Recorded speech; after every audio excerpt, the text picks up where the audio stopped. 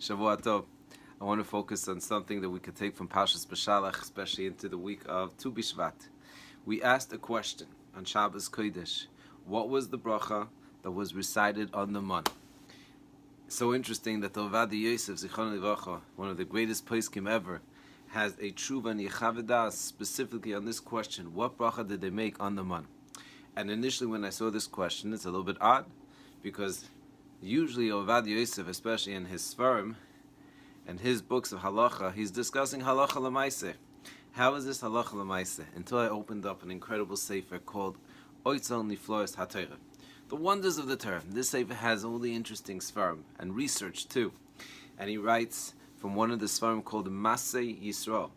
This was a person, I think, about 100 years ago, who traveled Asia and different Africa and different parts of the world to research different customs. One of the customs that he recites that he saw was somewhere in Baghdad, where he saw that there was a tribe, people, a group of people that would get up in the morning, go outside to the field. On the dew was these white seeds that they would take, they would collect. Then they would put it in the sun, it would melt. They would smear it on their bread or their whatever they had in the morning, and they would eat it. He describes the exact description that the Torah says was the man.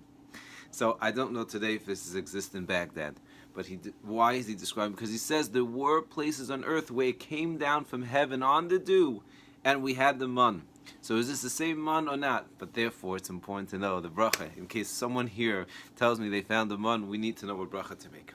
So we had a few choices what the bracha is. Some say the bracha is hamoitzi lechem min hashamayim, because it came down from heaven. Others say there's no bracha. Why? Because al pi Kabbalah, when a person eats something that's perfect, so there is no bracha, because every bracha is really being mevarel, the nitzoitzes hakadusha, which means it's taking out the sparks. And in fact, the Mekubalim tell us, the Kabbalists tell us, and it's actually quoted in the Kaf HaChaim in the beginning of Hilchos Brachas, how powerful every bracha is, that you have souls that are being misgalgal, that are in the actual foods themselves, and when you say a bracha with kavanah, you're doing a chesed, you're doing kindness to these souls.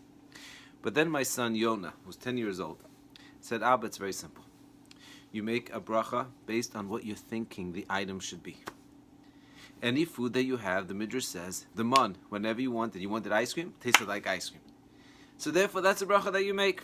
I love the answer.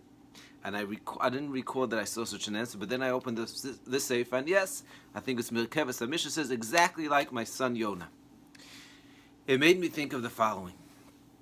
I thought that this connects to the story that Rav Schwab, Zichron Livracha, Rav Schwab writes in his sefer, something also astounding. He says there were 2 times in history that he went to the Chafetz Chaim. He visited the Chafetz Chaim. And he describes Friday night, it was Parshas Vayakov Bekudi. The Chafetz Chaim was discussing the man, which is appropriate for the Shabbos. And he gets up and he says, so, we know that the Midrash says, if you thought, whatever you thought about the man, that's what it tasted like. What happens if someone didn't think anything? Rav Schwab writes that he was there and no one answered. And then the Chafetz Chaim said, when you don't think anything, it tastes like anything. It tastes like nothing. Mentrach nicht, es ten kentaim nicht, whatever exactly the Yiddish phrase is. If you're thinking nothing, it tastes like nothing. So I had a question. I said Friday night, I was speaking in the shul, I said, what do you mean? The Torah says it tasted like tzapichas bidvash. There was a default taste that tasted like, Rashi explained, tzapichas bidvash is like this delicious Sephardi food that's dough and honey. So of course there's a default. What is the Chafetz Chaim saying? And I said, very simple.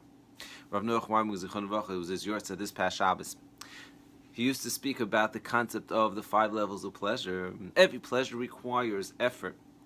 What's the effort of eating?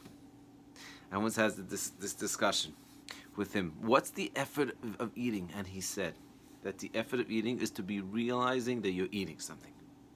Consciously eating. And in fact, when I was speaking, there was a doctor, a doctor, that commented afterwards and said, that right now, one of the things that in medical science they focus so much on is what's called mindful eating. To be mindful of the fact that we're eating. To sit down, no cells, no distractions, just eating. Why? Because then we don't overeat. He says this is one of the biggest solutions for the obesity and the challenge of eating too much is the fact that we just, whenever you eat, don't do anything else. It's an avodah. It's a beautiful thing. It's not something that we just throw in. Amazing. So therefore I said, based on what my son Yonah said, of course they made a bracha. And probably like my son Yonah said, it was whatever you thought of. When a person thought nothing, it tasted like nothing. That's what the Chavetz Chaim says, yes, because if a person was thinking, you know what, I don't want it to taste like anything, just like man. I want to appreciate eating man. Then it tasted like sweet, delicious dough and honey.